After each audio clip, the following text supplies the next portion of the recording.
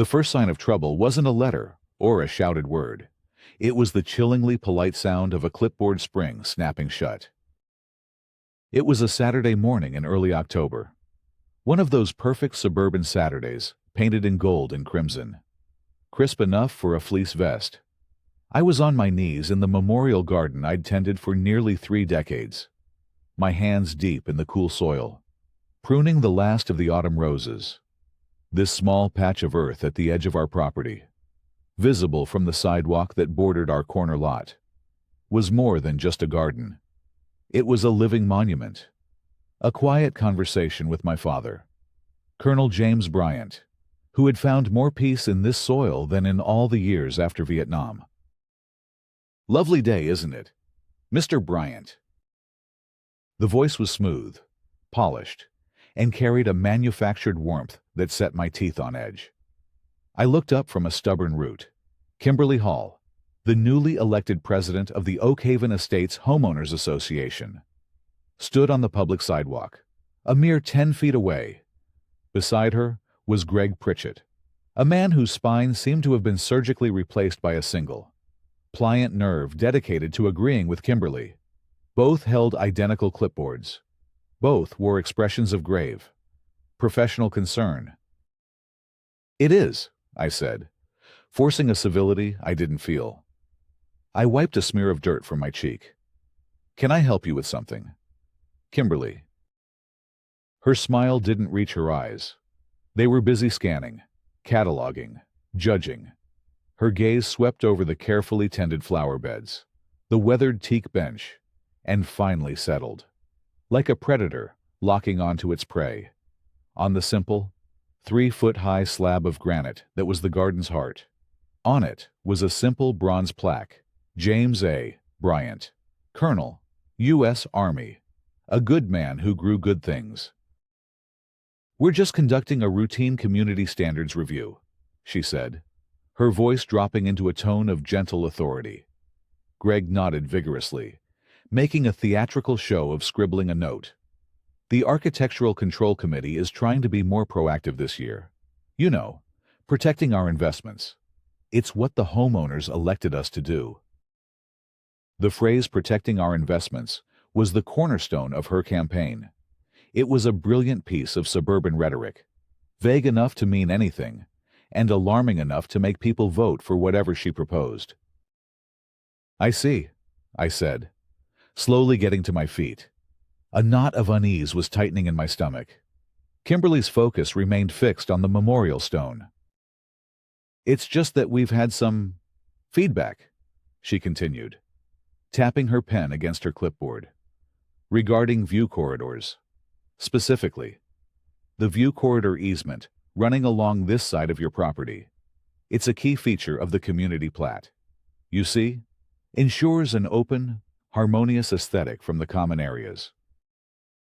I had lived in this house my entire adult life. I had never heard the phrase view corridor easement before. It sounded official. It sounded important. It also sounded like complete nonsense. "The garden has been here for 30 years. Kimberly, my father planted the first roses himself. And it's a lovely tribute. Truly," she said, the condescension so thick I could practically taste it. But the previous boards were, shall we say, a bit lax in their enforcement. "We're simply trying to bring the community back into alignment with the covenants, conditions, and restrictions, for the benefit of everyone." Greg chimed in, his voice oozing sycophancy. "Aesthetic uniformity is crucial for maintaining property values. Patrick, I'm sure you understand." I didn't call him Greg. He called me Patrick. It was a subtle, deliberate power play, positioning me as the familiar neighbor, and them as the detached officials. Several of my neighbors were out on their morning walks. A couple with a stroller slowed, their curiosity piqued by the sight of 2 HOA officials with clipboards standing at the edge of my property. I could feel their eyes on me. The swift, silent judgment of the suburbs. In this world, a visit from the ACC was the equivalent of being publicly audited. You were presumed guilty of some aesthetic sin. My face grew warm with a mixture of anger and humiliation. This wasn't a review. It was a public shaming, staged for maximum effect. Kimberly clicked her pen. The sound was unnaturally loud in the quiet morning air. "Well, we have everything we need for now," she announced. As if concluding a formal inspection, she gave me another of her vacant smiles. "We'll be in touch, Mr. Bryant." With a final, proprietary look at the memorial stone, she and Greg turned and continued their stately procession down the sidewalk, clipboards held at the ready. I watched them go, the knot in my stomach now a cold, heavy stone. This was not about a view, or a rule, or property values. This was a declaration, a promise. And I had the distinct feeling that my quiet life was about to become very, very complicated. "She's making a power play," I said, pacing the length of our kitchen island. It was a performance. She wanted the neighbors to see. Rachel, my wife of 20 years, leaned against the counter, sipping her coffee. Her expression was a familiar blend of supportive and pragmatic. As one of the top real estate agents in the county, she understood the subtle currents of neighborhood politics better than anyone. A lien on a property, she often said, was a scarlet letter in the world of real estate. Kimberly Hall didn't get elected by being subtle. Patrick, she said calmly. Her entire platform was tough but fair enforcement. She promised to crack down. And now she's looking for a high-profile first target to prove she's serious. But the garden, it's been here forever. My father. I trailed off, the words catching in my throat. The garden was my last tangible connection to him. After he passed, I took over its care, not as a chore, but as a ritual. Tending those roses was how I remembered him, how I processed his quiet strength and the unspoken burdens he carried. He'd designed it as a place of order and beauty, a stark contrast to the chaos he'd witnessed. The memorial stone wasn't a monument to war. It was a testament to the peace he'd cultivated afterward. The thought of Kimberly Hall, a woman who spoke of aesthetic harmony as if it were a spiritual calling, reducing his legacy to a zoning violation, made my blood boil. I thought back to Kimberly's election a few months prior. She had swept into power on a wave of homeowner anxiety, fueled by a minor dip in local property values. She was polished, articulate, and terrifyingly persuasive. She spoke in a language of asset protection and community standards, framing the HOA not as a neighborhood association, but as a corporation whose primary shareholders were the homeowners. Her campaign slogan, plastered on yard signs throughout Oakhaven Estates, was protecting your biggest investment. It was effective because it was true. For most of us, our homes were our biggest investment. My father had served on the very first Oakhaven board, back when it was a committee of neighbors trying to figure out rules for trash cans and fences. He was a stickler for the governing documents, the covenants, conditions, and restrictions, or CC&Rs. He believed they were the bedrock of a stable community, a contract between neighbors. The rules are the rules for a reason. Son, he used to say, they protect everyone equally. It was an irony so bitter it tasted like rust. The son of the man who championed the rules was now being targeted by a perversion of that same system. "What are the CC&Rs, exactly?" Rachel asked, her mind already shifting into problem-solving mode. I pulled the thick, 3-ring binder from the shelf in our home office. It was a daunting document, filled with dense legalese, amendments, and bylaws. I flipped through it, the pages whispering under my fingers. "I don't know," I admitted. "I've never had a reason to look this closely." Rachel came and stood behind me, her hand resting on my shoulder.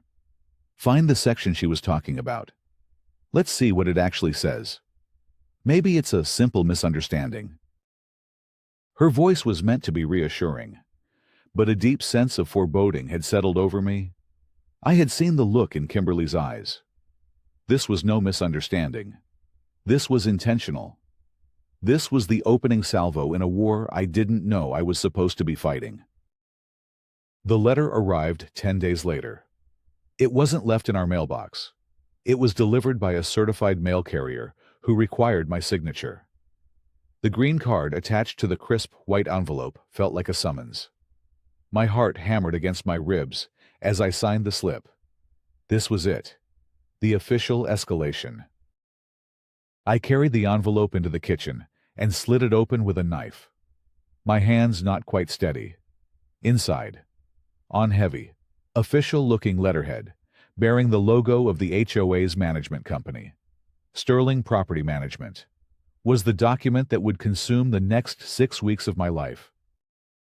Official notice of violation date, October 15th, 2023, sent via certified mail, 7022 1010 001 4829 3314 to Patrick Bryant, 128 Oakhaven Drive from Oakhaven Estates, HOA Board of Directors. RE violation of covenants, conditions, and restrictions, CCNRs, at 128 Oakhaven Drive. Dear Mr. Bryant, a recent community standards review conducted on October 5, 2023, identified a violation of the Oakhaven Estates governing documents on your property. Violation unapproved structure and encroachment on common area easement. Specifics: a stone monument and associated landscaping elements located on the northeast corner of your lot constitute an unapproved permanent structure. Furthermore, this structure is in violation of the protected view corridor easement as defined in the community's governing documents. Relevant CCNR article. This action is in direct violation of Article 8, Section 8.4.2, Landscaping and Structures. Required corrective action. The unapproved structure stone monument must be completely removed from the property. Deadline for compliance. You have 30 days from the date of this notice to complete the corrective action. The deadline for full compliance is November 14th, 2023. Failure to comply by the specified deadline will result in the imposition of fines, starting at $100 and may lead to further enforcement action by the Board of Directors, including, but not limited to, scheduling a formal hearing and authorizing the association's legal counsel to place a lien on your property. Sincerely, the Oakhaven Estates Board of Directors, CAO Sterling Property Management.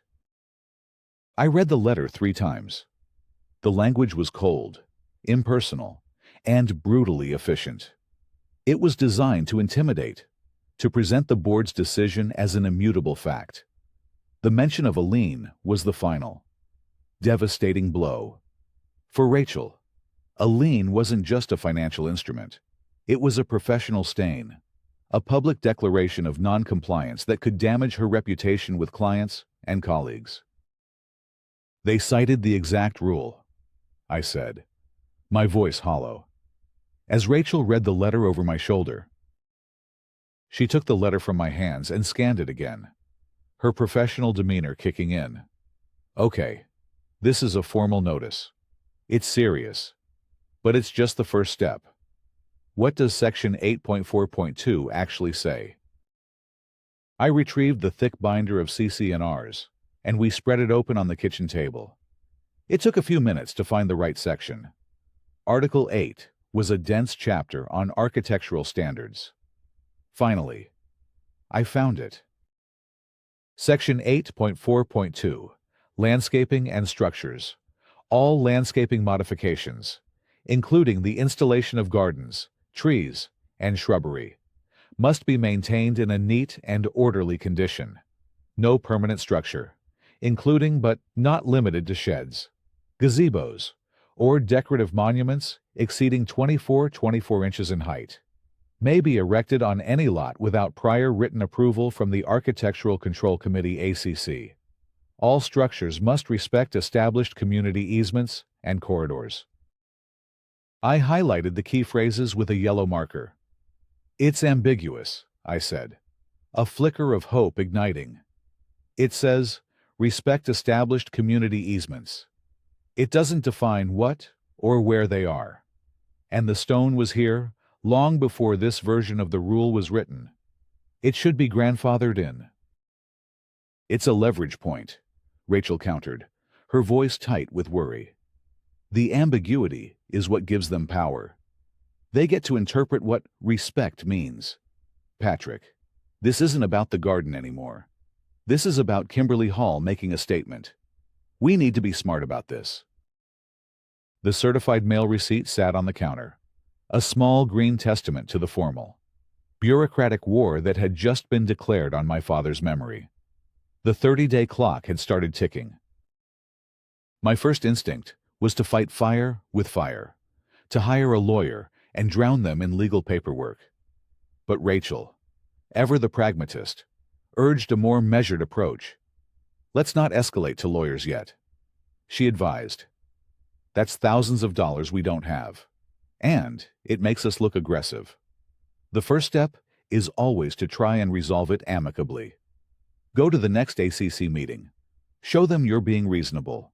Appeal to them as neighbors. It felt like a fool's errand. But she was right. I had to try. I spent the next week preparing. I took high-quality photographs of the garden from every angle. I dug out old family photos showing the memorial stone in place for decades. I even found a copy of the original sales brochure for Oakhaven Estates from the 1980s, which boasted of spacious lots, perfect for personalized family landscaping. I assembled it all into a short, heartfelt, and logical presentation, designed to appeal to reason and common decency. The ACC meeting was held in the drab, fluorescent-lit multi-purpose room of the community clubhouse. About 15 homeowners were scattered among the folding chairs. At the front, behind a long folding table, sat Kimberly Hall, Greg Pritchett, and a third committee member, a woman who looked profoundly bored. Kimberly ran the meeting with an iron fist disguised in a velvet glove of parliamentary procedure. Our next agenda item is the homeowner open forum, she announced, her voice echoing slightly in the sterile room. Each speaker will be limited to 3 minutes to ensure everyone has a chance to be heard. First on the list is Patrick Bryant, from 128 Oakhaven Drive. I took a deep breath and walked to the podium at the front of the room. I placed my folder of photographs on the lectern. Good evening, I began. My name is Patrick Bryant. I'm here tonight to discuss the violation notice I received regarding the memorial garden for my father. I started to explain the history of the garden, the significance of the stone, holding up a photograph of my father planting the first rosebush. I spoke for no more than 45 seconds before Kimberly held up a hand, a gesture of polite interruption that was as effective as a gavel. Mr. Bryant. Thank you, she said, her tone suggesting she was doing me a great favor. While we appreciate the personal history, the committee is concerned only with the violation of the governing documents. Could you please confine your remarks to Section 8.4.2? The room was silent. I felt the eyes of my neighbors on me. I was being procedurally boxed in. My emotional appeal dismissed as irrelevant. My point, I said, trying to keep my voice steady, is that the stone has been there for 30 years. It predates any recent amendments to the CC&Rs and should be considered grandfathered. Thank you. Mr. Bryant. Kimberly cut in again, her voice firmer this time. Your position is noted. She turned to Greg. Mr. Pritchett, do you have a motion regarding this item? Greg, who had been watching Kimberly for his cue, straightened up. Madam Chair, he said, his voice ringing with self-importance. Given the complexity of easement regulations and the need for a thorough review of historical documents, I move that we table the discussion of the violation at a 128 Oak Haven Drive, pending further investigation by the committee. Is there a second? Kimberly asked instantly. Second, the board woman mumbled without looking up. All in favor. 3 hands shot up. Motion carries, Kimberly declared, banging a small gavel I hadn't even noticed on the table. Thank you for your time. Mr. Bryant, next on the agenda. I stood at the podium, speechless. It was a masterclass in bureaucratic assassination. They had allowed me to speak, following the letter of the law, but had used procedural tactics to completely shut me down. They hadn't heard my case.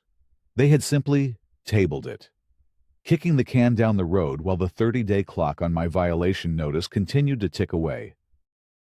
I gathered my photographs and walked back to my seat, my face burning with impotent rage. I had come seeking a reasonable discussion among neighbors. Instead, I had been outmaneuvered in a public forum by a system that was clearly and irrevocably rigged against me. Rachel had been right about one thing: this was no misunderstanding. This was a demolition. I left the clubhouse that night with a cold certainty solidifying in my gut. Reason had failed. The amicable approach was a dead end. If I was going to save my father's memorial, I had to stop playing their game and start learning the rules of a different one. They didn't even let me speak. I told Rachel when I got home, the frustration still raw in my voice. They just buried me in Robert's Rules of Order. Rachel listened patiently, her expression hardening as I recounted the procedural ambush. The threat was no longer abstract. It was real and personal. The lien that had been a distant possibility now felt like an inevitability.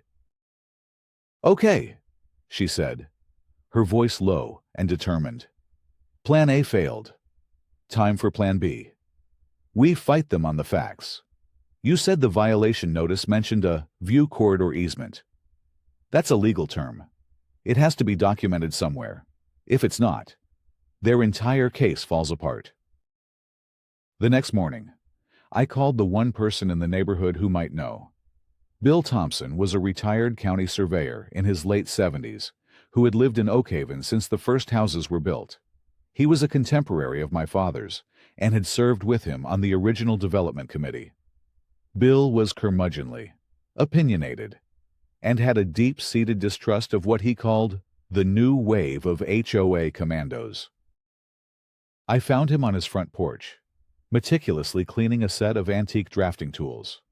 I explained the situation, the violation notice, the stonewalling at the ACC meeting, and Kimberly's insistence on a view corridor easement. Bill stopped polishing a compass and looked at me over the top of his reading glasses, his eyes sharp and intelligent. He grunted, "View corridor easement. On a corner lot in Phase 1. That's horse hockey. The only easements on those original lots are for the utilities, and they run along the back property line." That's what I thought, I said, feeling a surge of validation. But how do I prove it? You don't prove it with their documents. Son, Bill said, pointing a thin, steady finger at me. You don't argue with their minutes or their bylaws. All of that can be changed, amended, reinterpreted. You go for the gospel. The one document that trumps everything. The HOA can dream up the official plat map on file with the county recorder. He explained that the plat map is the legally binding survey of a subdivision, showing the exact dimensions of every lot, every road, and, most importantly, every legally recorded easement. It's a public record, stamped and certified by the county. An HOA couldn't invent an easement any more than they could invent a new street. Go down to the county building, Bill instructed. Ask the clerk for the recorded plat maps for Oak Haven Estates. Phase 1. Get a certified copy of the sheet that shows your lot. If that easement isn't on that map, Kimberly Hall is not just wrong. She's committing fraud. The word fraud hung in the air. This was escalating. My next step was to formally request records from the HOA itself, citing the state's Planned Community Act, which gave homeowners the right to inspect association records. I drafted a polite but firm email to Sterling Property Management. I requested copies of all board and ACC meeting minutes from the past 12 months, specifically asking for any and all records pertaining to discussions or votes on amendments to Article 8 of the CC&Rs. The battle was now being fought on two fronts, one public, one private. I was digging for the legal foundation of my property at the county office, while simultaneously trying to pry open the black box of the HOA's internal deliberations. I was no longer just a homeowner defending his garden. I was becoming an investigator. And I was starting to suspect that this wasn't just about a stone monument, but about a secret Kimberly Hall was desperate to keep hidden. The county recorder's office was a temple of bureaucracy, a hushed, sprawling room filled with the scent of old paper and the quiet hum of microfilm readers. It took the better part of an hour, but with the help of a patient clerk, I finally located the records I needed: the original plat maps for Oakhaven Estates, Section 1, recorded in 1984. The clerk brought out a massive, bound volume. We found the correct page, a detailed schematic of my block. She then made a large, high-quality copy and stamped it with a raised, official seal. "This is a certified copy," she said, her voice echoing the finality of the law. "Legally admissible." I carried the rolled-up map to an empty table and carefully spread it out. My heart was pounding. This was the moment of truth. My finger traced the lines of our property, Lot 42. I examined every inch of the drawing, every notation, every dotted line. There were utility easements clearly marked along the rear of the property, just as Bill had said, but along the side of my lot, the area bordering the sidewalk where the garden sat. There was nothing. No dotted lines, no notes, no mention whatsoever of a view corridor or any other form of easement. A slow, triumphant grin spread across my face. It didn't exist. Kimberly's entire legal justification for the violation notice was a fiction. She wasn't misinterpreting a rule. She was enforcing a rule based on a complete and utter fabrication. I felt a seismic shift inside me. This was no longer a defensive action. I was now on offense. I had the truth, on a certified document, stamped by the county. I carefully rolled up the map, a tangible weapon in a war of paper and procedure. When I got home, there was an email waiting for me from Sterling Property Management. Attached was a PDF file in response to my records request. My hands trembled slightly as I clicked it open. The file contained the meeting minutes I had asked for, but as I scrolled through them, my elation turned to cold fury. The minutes from the past 6 months, the period since Kimberly's election, were heavily redacted. Any section under the heading New Business Architectural Standards or discussion of CC&R amendments was completely blacked out. Entire paragraphs were obscured by thick, impenetrable black bars. A small note at the bottom of each redacted page read, "Portions of these minutes have been redacted to protect information covered by attorney-client privilege." It was a blatant, arrogant cover-up. They were hiding the very discussions where they had likely invented or reinterpreted the rule they were now using against me. They were using attorney-client privilege as a shield to prevent homeowners from seeing how they conducted business. I now held 2 pieces of evidence, each powerful in its own way. The plat map was my sword, the irrefutable, public truth. The redacted minutes were my shield proof of their secrecy, their duplicity. They thought they were untouchable, wrapped in the protective cocoon of their bylaws and procedural games. They had no idea I was about to bring the full, unyielding weight of public record down upon them. The fight for my father's garden had just become a fight for the soul of the entire community. With the 30-day deadline looming, the next certified letter arrived exactly on schedule. My compliance period had expired, and Kimberly was wasting no time turning the screw. Notice of hearing and imposition of fine date. November 15th, 2023.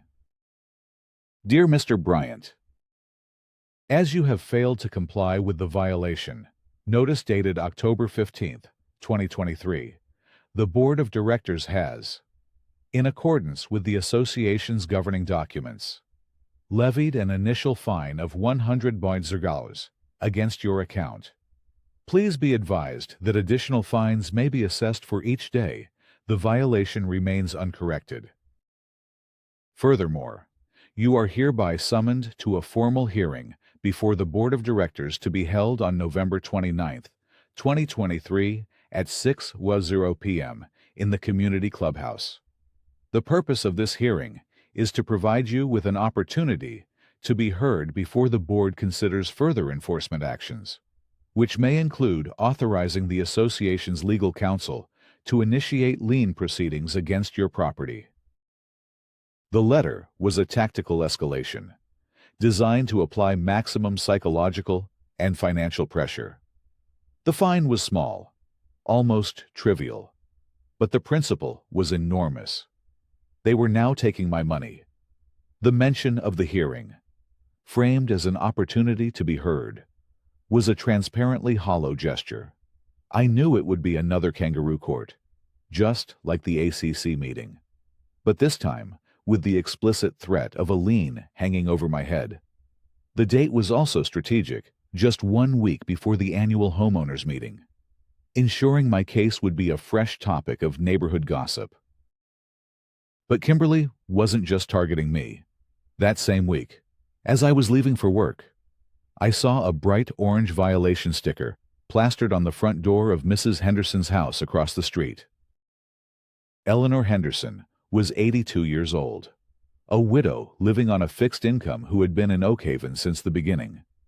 She was the matriarch of our block, a kind, gentle soul who knew everyone's name.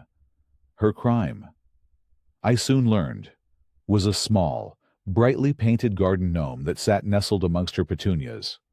Her late husband, George, had given it to her for their 50th wedding anniversary. It was, according to the violation notice she showed me with trembling hands, a non-compliant lawn ornament that violated the community's aesthetic standards.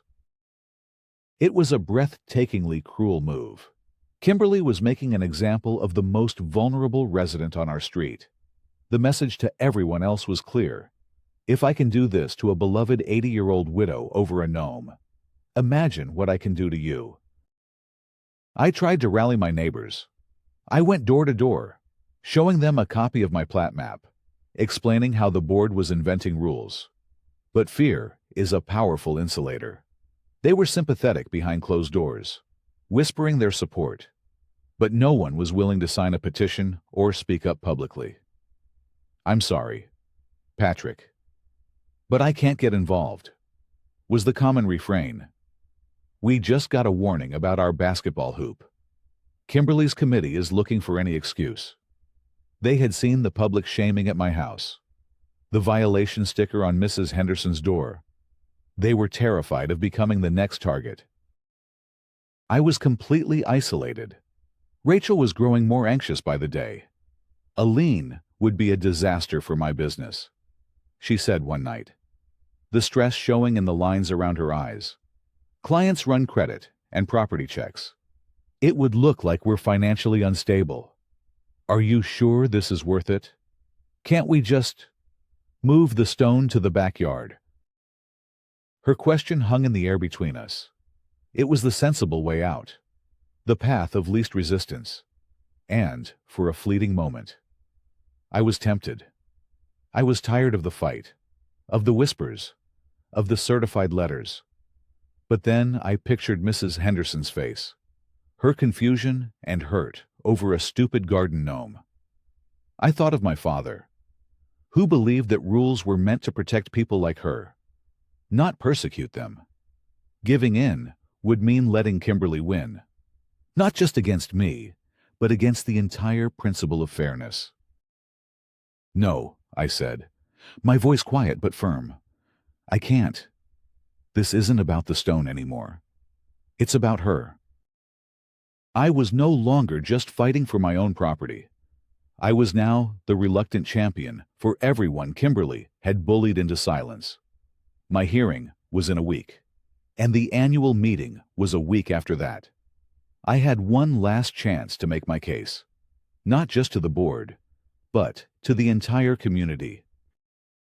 The Oak Haven Estates annual homeowners meeting was the Super Bowl of suburban governance. It was the one time all year that the board had to face the entire community. The clubhouse multipurpose room was packed, the air thick with anticipation and the scent of stale coffee. More than 100 homeowners sat in tightly packed rows of folding chairs, a testament to the simmering discontent Kimberly's aggressive policies had stirred up. At the front of the room, Kimberly and the other 4 board members sat behind a long, skirted table, arranged like a panel of judges. Behind them, a large projector screen displayed the meeting agenda. A massive digital countdown clock was projected in the corner, a stark reminder of the strict time limits for the homeowner comment period at the end of the meeting.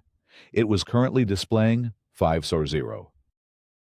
My hearing, held the week prior, had been the sham I expected.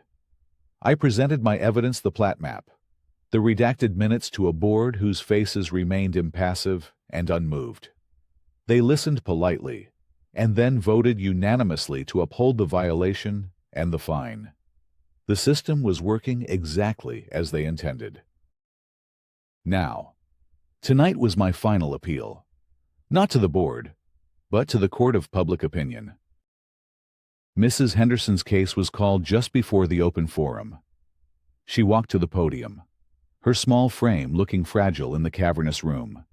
She spoke softly about her late husband, about the gnome, her voice cracking with emotion. Kimberly listened with a mask of sympathetic concern before delivering the verdict with surgical precision. "While we empathize, Eleanor, the rules must be applied equally to everyone.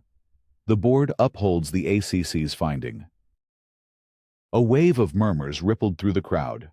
Upholding a fine against Eleanor Henderson over a garden gnome was a step too far, even for Kimberly's supporters.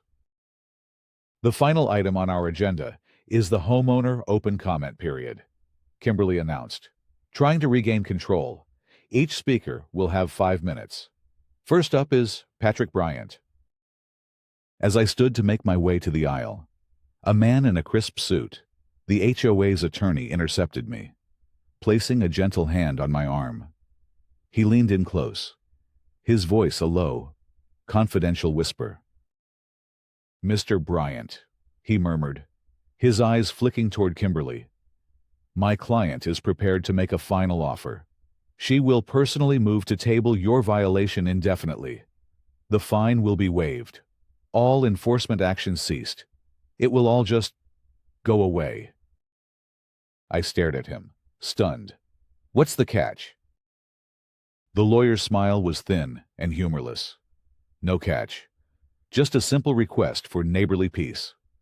All you have to do is withdraw your request to speak tonight. Let the matter drop. Your problem is solved." I glanced over at Mrs. Henderson, who was slowly making her way back to her seat. Her shoulders slumped in defeat. The offer was diabolical. A quick, clean, selfish victory. All I had to do was abandon her. Abandon everyone else who was too afraid to speak up. They weren't afraid of my evidence. They were afraid of me presenting it publicly. This was their last-ditch effort to keep it under wraps. I looked back at the lawyer, the moral weight of the choice settling upon me. My personal peace, or a chance at justice for my community.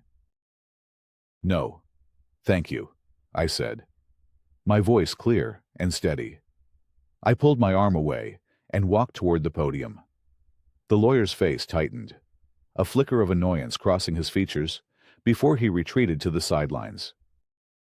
I placed my notes on the lectern. The giant red numbers of the countdown clock on the screen behind the board blinked from 5:00 to 4:59. The room fell silent. I took a deep breath and began. Good evening. My name is Patrick Bryant. For the last 6 weeks, this board has been trying to force me to remove a memorial to my late father, a man who many of you knew and who served on the very first board of this association. I clicked a remote, and the projector switched from the agenda to my first slide. The board has fined me based on Article 8, Section 8.4.2 of our CC&Rs, I said, as the text of the ambiguous rule appeared on the screen. A rule they claim gives them authority over a so-called view corridor easement. I clicked again. I was curious about how this rule came to be so strictly interpreted, so I filed an official records request for the minutes of the board meetings where it was discussed. This is what I received. The image on the screen changed to a scanned page of the minutes, dominated by massive black bars of redaction. A gasp went through the room. "These are your records," I said, my voice rising with controlled indignation. "This is your board, conducting your business. And this is the transparency they offer you. What are they hiding in these blacked-out sections?" Kimberly's practiced smile was gone, replaced by a thin, white line. Her knuckles were white where she gripped the edge of the table. But, in the end, I continued, my voice dropping for dramatic effect. None of their secret meetings or redacted minutes even matter, because their entire case against me, the entire foundation for their violation notice, is based on a complete fabrication. I reached down and unfurled the large, certified plat map, securing it to a portable easel I had placed beside the podium. The county's official seal was clearly visible at the bottom. This is the official, certified plat map for my lot, obtained from the Orange County Recorder of Deeds. It is the ultimate legal authority for the boundaries and easements on my property. As you can all see for yourselves. I paused, letting my finger trace the empty space on the map. There is no view corridor easement on my property. It does not exist. It has never existed. The board is enforcing a phantom rule based on a fraudulent claim to intimidate and fine a homeowner. I looked directly at Kimberly. Her face was a frozen mask of shock and fury. The clock on the screen showed 0:10. This isn't about a rock, or a gnome, or property values, I concluded, as the clock ticked down. 5, 4, 3. It's about an abuse of power, and it has to stop. 2, 1, 0. The timer beeped. For a half-second, the room was utterly silent. Then, it erupted. The eruption wasn't just noise. It was a release of weeks of pent-up frustration. Homeowners were on their feet, shouting questions, not at me, but at the board. "What's in the redacted minutes?" yelled a man from the back. "Were you fining him for a rule you knew was fake?" another woman demanded. Kimberly, her composure shattered, banged her gavel repeatedly. "Order. Order. This is not a debate. Mr. Bryant's time is up." But the dam of procedural control had broken. Bill Thompson, the retired surveyor, stood up, his old age giving him a unique authority in the room. His voice, though frail, cut through the din. "Madam President," he called out, his tone dripping with mock formality. "According to our bylaws, any homeowner can put forth a motion from the floor during the annual meeting. Therefore, I move for a vote of no confidence in the leadership of Board President Kimberly Hall." "Second," a voice shouted immediately. Chaos ensued. Kimberly declared the motion out of order. The HOA's lawyer rushed to her side, whispering frantically, More homeowners were standing, demanding to be heard. A woman whose fence violation had cost her thousands of dollars was nearly in tears, recounting her own story of being stonewalled by the board. The tide of opinion had turned, swiftly and irrevocably. My evidence hadn't just exonerated me, it had exposed the board's methods to the entire community, and in doing so, validated the quiet frustrations of dozens of other residents. Another homeowner, an accountant I vaguely knew from down the street, made a second motion. I moved for an immediate and full-scale independent financial audit of this association's records, contracts, and vendor relationships for the past 12 months. The motion was seconded by a chorus of voices. This was the one Kimberly couldn't ignore. The demand for a financial audit, if supported by enough homeowners, was binding under the bylaws. The power had shifted from the 5 people at the front table to the 100 people in the folding chairs. The rest of the meeting was a procedural brawl, but the outcome was clear. Kimberly and her allies were politically finished. They had lost the trust of the community they were elected to govern. My personal fight over a piece of granite had triggered a full-blown revolution in Oakhaven Estates. As I watched Kimberly's face, pale and tight with rage, I felt no joy, only a profound sense of relief. The truth, presented clearly and calmly, was a more powerful weapon than any rule she could invent. In the weeks that followed, the old board collapsed. Kimberly and Greg Pritchett resigned in disgrace before the no-confidence vote could be formalized. An interim board was appointed, with Bill Thompson reluctantly agreeing to serve as temporary chairman. Their first official act was to unanimously vote to rescind the violations and waive all fines against me and Mrs. Henderson.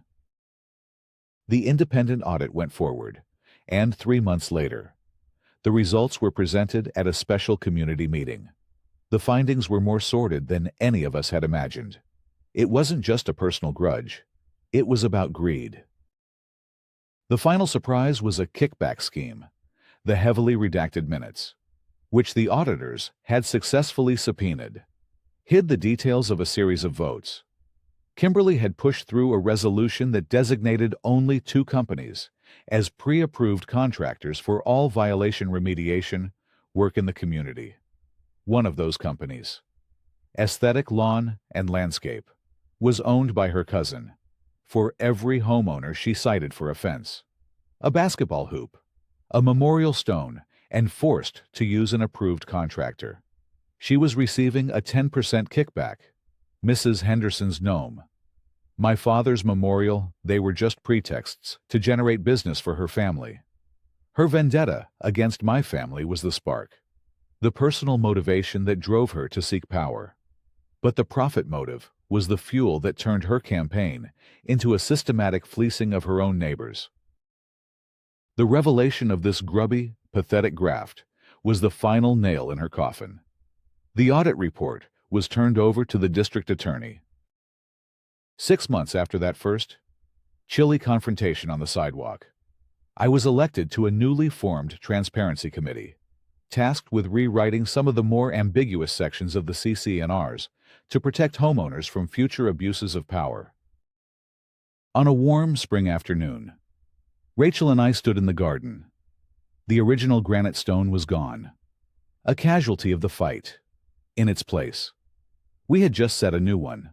It was smaller, simpler, and fully compliant with the newly clarified rules I had helped write.